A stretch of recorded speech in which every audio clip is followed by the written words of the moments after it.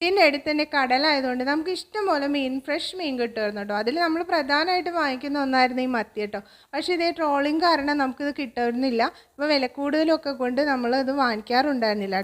ആണെങ്കിൽ കുറച്ച് മത്തി നമുക്ക് കിട്ടിയിടാം. അപ്പോൾ ദേ അതൊന്ന് മുളക് ചാറ് വെച്ച് കഴിക്കാനായിട്ട് വല്ലാത്തൊരാഗ്രഹം. അപ്പോൾ ദേ സവാള, വെളുത്തുള്ളി, ഇഞ്ചി, പച്ചമുളക്, വേപ്പില, തക്കാളി എല്ലാം വെളിച്ചെണ്ണയിലിട്ട് നന്നായിട്ടൊന്ന് വഴറ്റിയെടുക്കുകയാണ് കേട്ടോ.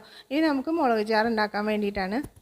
സവാളയും തക്കാളിയൊക്കെ നന്നായിട്ട് വഴണ്ടി വന്നിട്ടുണ്ട്. അപ്പോൾ വഴണ്ടിയതിന് ശേഷം ഞാൻ അതിലേക്ക് കുറച്ച് മുളക് പൊടിയും മഞ്ഞൾപ്പൊടിയും കൂടി ചേർത്തിട്ട് ഒന്നുകൂടി ഒന്ന് വഴറ്റിയെടുക്കുകയാണ്.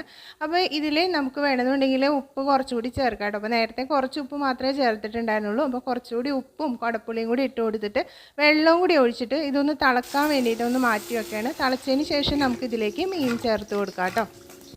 നന്നായിട്ട് വെട്ടി തിളക്കുന്നുണ്ട്. അതിലേക്ക് നമ്മുടെ മീൻ ചേർത്ത് കൊടുക്കുകയാണ്. അതിലുണ്ടായ പലിമീനും എല്ലാം കൂടി ചേർത്ത് ഒന്ന് നന്നായിട്ട് വറ്റിച്ച് എടുത്തിട്ടോ.